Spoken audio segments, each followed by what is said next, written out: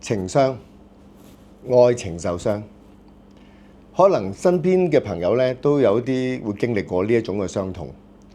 有啲可能比較堅強啲嘅朋友咧，佢可能比較短啲時間啦，就可以消化咗呢一種嘅感受。但係有啲朋友咧，可能真係長時間都沉醉喺呢一種感受當中，甩唔到。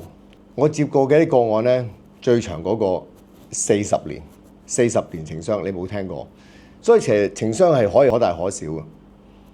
大家留意下，一般有情傷嘅朋友咧，佢第一件事好多時都會揾佢啲好朋友去傾訴。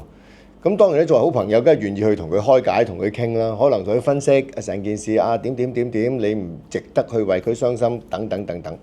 嗱，當時咧個案又真係好似好啲嘅喎，係咁。但係當佢離開咗，翻去自己夜闌人靜嘅時間咧，嗰種情緒又走出嚟，係因為我哋頭先所講嘅點解會好啲呢？呢種屬於一啲叫做意焦轉移，佢當刻佢冇去感受到，佢用第二啲方式去逃避咗啫。但係處理情傷好多方法嘅，咁當然啦，我係非常之建議用催眠治療呢種方法啦，因為佢唔係一種好直接同你去，你要明白、你要理解呢種說服嘅方式，佢而係進入當事人個潛意識當中。同佢儲存情傷呢一 part 嘅情緒嗰個部分，同佢去調節，同佢開解，同佢去宣泄，讓嗰種情緒咧係慢慢可以離開自己嘅。